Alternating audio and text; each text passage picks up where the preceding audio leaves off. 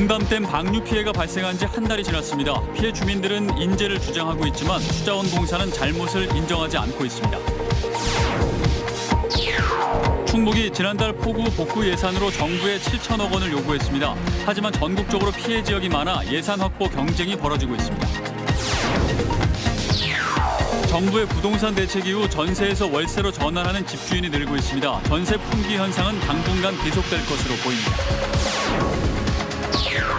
최근 SNS상에서 가족이나 지인을 사칭해 돈을 뜯어내는 메신저 피싱이 기승을 부리고 있습니다. 신종 수법까지 등장해 각별한 주의가 필요합니다.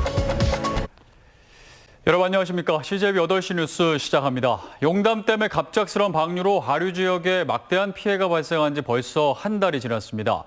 추석이 코앞이지만 많은 곳이 폐허처럼 남아있고 수자원공사는 여전히 인재임을 인정하지 않고 있습니다. 구준회 기자입니다. 흙탕물이 휩쓸고 간 식당은 아직도 폐허처럼 비었습니다. 망가진 경로당은 한 달 넘게 찾아오는 이가 없고 동네 곳곳엔 내다버린 가재 도구가 쌓였습니다. 비닐하우스 뼈대는 엿가락처럼 휘었고 애써 키운 농작물은 모두 썩어버렸습니다. 저희가 복구 지원이 전혀 안 나와요. 그러니까 사실은 올해 하우스를 다시 꾸며야 내년 농사를 지을 거거든요. 근데 뭐 이제 그렇지 않으니까 내년 농사가 가장 사실은 걱정이죠.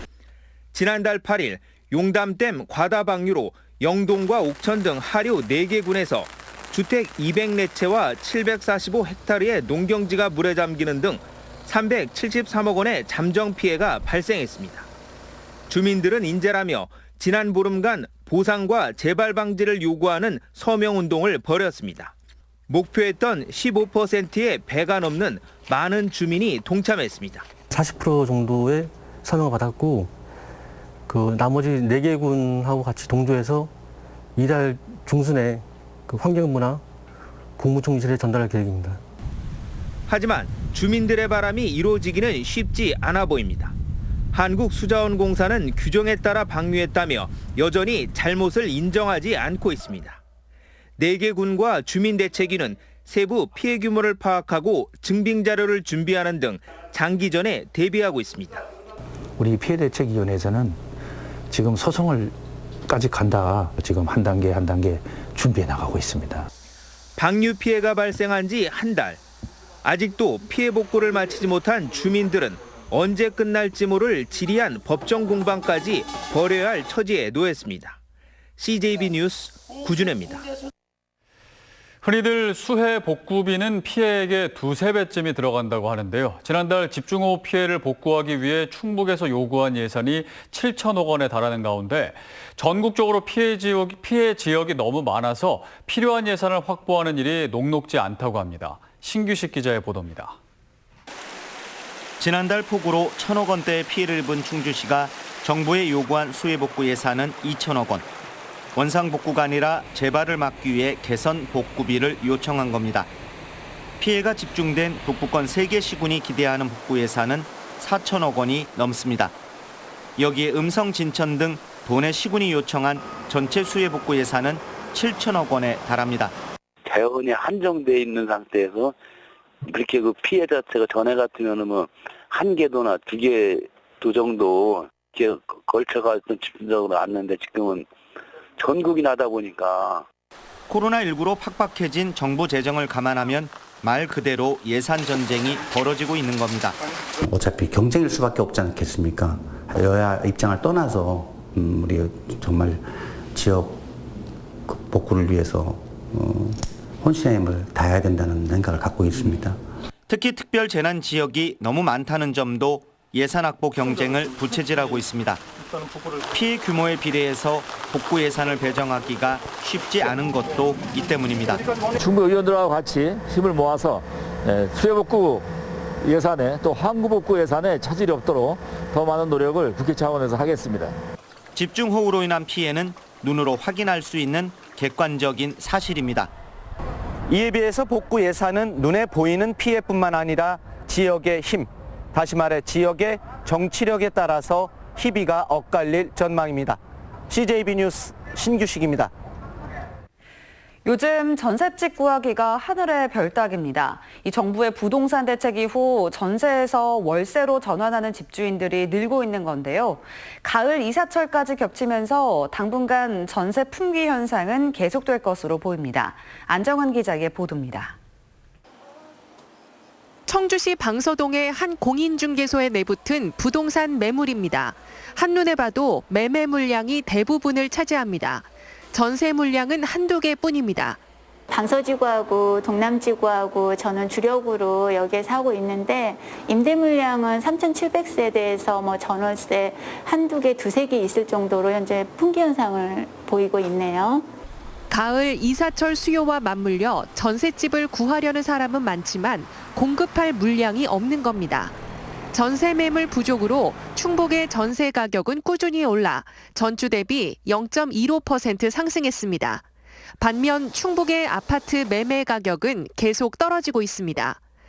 이번 주 충북 아파트 매매 가격 상승률은 마이너스 0.01%로 전국에서 유일한 마이너스 변동률이 2주 연속 이어졌습니다. 정부의 6.17 부동산 대책으로 조정 대상 지역에 포함된 청주는 대책 발표 후 급냉하며 이번 주에도 0% 보합세를 나타냈습니다. 70 대책으로 각종 부동산 세금 규제도 강화되면서 집값 상승세는 일단 잡혔다는 의견이 우세합니다. 풀리기 전까지는 지금 오히려 올라가진 않아요. 지금은 급한 분들이 급매로 막 팔다 보니까 오히려 좀 약간 하락되는 면도 있고. 집을 사기도 팔기도 어려워지면서 매매 약세, 전세 품귀 현상은 당분간 계속될 것으로 보입니다. CJB 뉴스 안정은입니다. 전화 음성으로 교묘하게 상대를 속여 돈을 갈취하는 걸 보이스피싱이라고 하죠. 이 메신저 피싱은 카카오톡 같은 SNS상에서 가족이나 지인을 사칭해 돈을 뜯어내는 걸 말하는데요. 올 들어 메신저 피싱이 급증하고 신종 수법까지 등장했다고 합니다. 리포트 잘 보시고 속는 일 없도록 해야겠습니다. 박원 기자가 취재했습니다. 청주에 거주하는 60대 김모 씨는 최근 딸에게 다급한 카카오톡 메시지를 받았습니다. 휴대전화가 고장나 컴퓨터로 연락한다며 급하게 문화상품권을 사용해야 하는데 못 사고 있어 카드 앞뒷면 사진을 찍어서 보내달라는 겁니다. 또 편의점에 가서 구글 기프트 카드 10만 원권 5장도 구매해달라는 요청에 마음이 급해진 김 씨는 곧장 편의점으로 달려갔습니다. 문자가 급하게 빨리빨리 오니까 급하단 고생 거기에 응해주는 생각만 했지 당황하니까 그런지 생각 그런 게 안 들더라고요. 기프트 카드를 구매하는 김 씨의 행동을 수상하게 본 편의점 업주 덕분에 김 씨는 결제 직전 메신저 피싱이란 걸 알아차려 피해를 입진 않았습니다. 상품을 구매하신다고 할 때 애초에 그 상품이 어떻게 쓰이는지 이름이랑 이거에 대해서 명확하게 모르신다는 느낌을 들어서 그때 보이스피싱이라는 걸 좀 확신을 해가지고 최근 메신저 피싱이 다시 기승을 부리고 있습니다. 과거에는 주로 계좌로 돈을 입금해달라는 사기가 많았지만 최근에는 상품권을 사서 일련 번호를 알려달라는 방식이 신종 수법으로 등장했습니다. 카카오톡 계정에서 이름만 바꾸면 또 다른 피해자에게도 접근할 수 있고 상품권 번호만 알면 다른 사람에게 되팔 수 있기 때문입니다. 가족이나 공공기관이 상품권을 대신 구매해서 그 코드 번호를 보내달라고 하는 경우에는 먼저 가족에게 확인을 하시고 112에 신고하셔서 피해를 당하는 사례가 없도록. 올 들어 충북에서 메신저 피싱에 당했다는 피해 신고만 276건에 이릅니다. 구글 기프트 카드 사기로 1,000만 원 넘게 피해를 봤다는 사례까지 나타나는 등 피해액도 점점 커지고 있어 각별한 주의가 필요합니다. CJB 뉴스 박원입니다.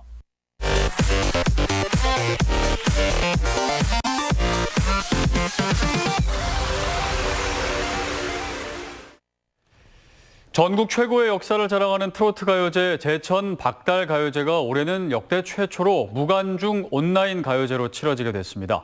올해도 치열한 경쟁을 뚫고 본선에 진출한 10명의 참가자들이 이번 주 토요일 700만 원의 상금이 걸린 대상 트로피를 놓고 결전을 펼치게 됩니다. 이윤영 기자입니다. 올해로 24회째를 맞이하는 제천 박달 가요제. 명실공히 대한민국을 대표하는 트로트 가요제입니다.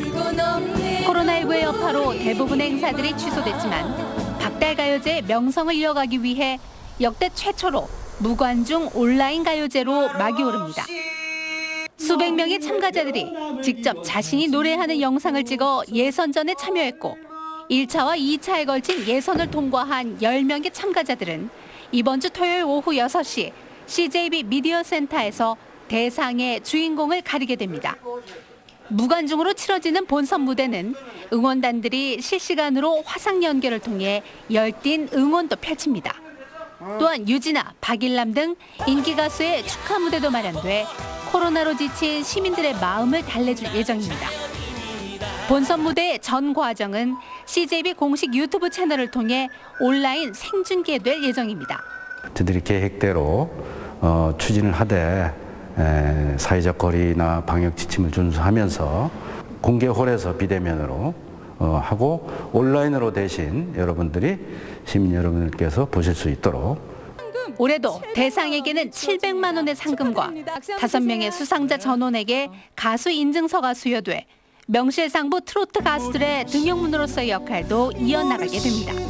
실력파 가수들을 대거 배출하며 전국을 대표하는 트로트 가요제로 자리 잡은 제천 박달 가요제는 오는 27일 CJB 녹화 방송을 통해서도 만나보실 수 있습니다. CJB 뉴스 이윤영입니다. 다음 소식입니다. 청주에 거주하는 초등학생 A양이 코로나19 확진 판정을 받았습니다. A양은 지난달 27일 확진 판정을 받은 충북 112번 환자의 자녀로 격리 해제 전 진단검사에서 양성 판정이 나왔습니다. 진천에 사는 40대 B씨도 코로나19 양성으로 확인됐습니다. B씨는 117번 환자의 접촉자로 앞서 경기도 군포를 방문했다 감염된 진천 40대 보험 설계사를 거친 4차 확진 사례입니다. 이로써 충북의 누적 확진자는 147명으로 늘었습니다. 어제 오후 8시 20분쯤 SK하이닉스 청주 3공장에서 액체 화학물질이 누출돼 직원들이 긴급 대피했습니다. 누출된 화학물질은 반도체 웨이퍼에 티타늄을 입히는 데 사용되는 물질로 유해 화학물질로 분류돼 있지는 않습니다. 업체 측은 누출 직후 자체 처리반이 투입돼 차단했으며 인명피해 없이 공장을 정상 가동 중이라고 밝혔습니다. 균형발전 지방분권 충북본부는 오늘 한국철도공사에 충북본부의 대전 충남본부 흡수 통합을 즉각 철회하고 제천에 그대로 존치할 것을 촉구했습니다. 충북본부는 이번 조직 개편안이 국가균형발전과 지역 간 형평성에 위배되고 충북과 제천을 철저히 무시하는 것이라며 졸속적인 조직 개편안이 철회될 때까지 강력히 투쟁할 것이라고 밝혔습니다. 충주시가 속도 위반 논란을 일으켰던 수안보 옛 한국전력연수원 건물에 대한 정밀 안전진단 용역을 의뢰했다고 밝혔습니다. 수안보 도시재생 사업을 추진 중인 충주시는 지난 3월 옛 한전연수원을 27억 2천만 원에 매입했으나 충주시의회 승인을 받지 않은 사실이 뒤늦게 드러나 논란을 빚었습니다. 충주시는 이 건물을 리모델링해 온천수 활용 스파 시설과 식물원, 식당과 카페 등을 만들 계획입니다. 청주시의회가 세청사 신축을 위해 철거될 건물에 상임위 이전을 논의하고 있어 매우 부적절하다는 비판이 나오고 있습니다.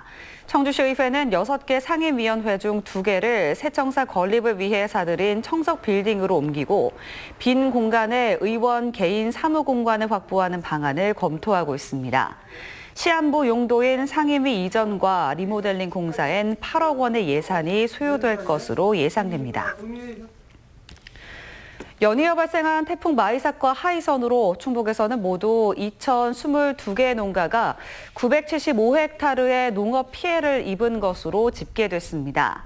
이 가운데 벼 쓰러짐 등 도복 피해가 831헥타르로 가장 많고 낙과 115헥타르, 침수 26헥타르 등입니다. 충청북도는 피해 농가들이 사회적 거리 두기로 복구에 어려움을 겪고 있다며 오는 20일까지 농협과 군부대, 자원봉사센터와 연계해 대대적인 일손 돕기를 추진하기로 했습니다. 충청북도는 FTA 체결로 돼지고기 수입량이 급증해 피해를 본 도내 양돈 농가에 107억 원을 지원한다고 밝혔습니다. 이번 조치는 지난 6월 농림축산식품부가 돼지고기를 피해 지원 대상 품목으로 고시한 데 따른 것으로 피해 보전 직접 직불금이 137개 농가에 34억 원, 폐업 지원금은 12개 농가에 73억 원이 지급됩니다. 이상으로 CJB 8시 뉴스를 모두 마칩니다. 시청해주신 여러분 고맙습니다.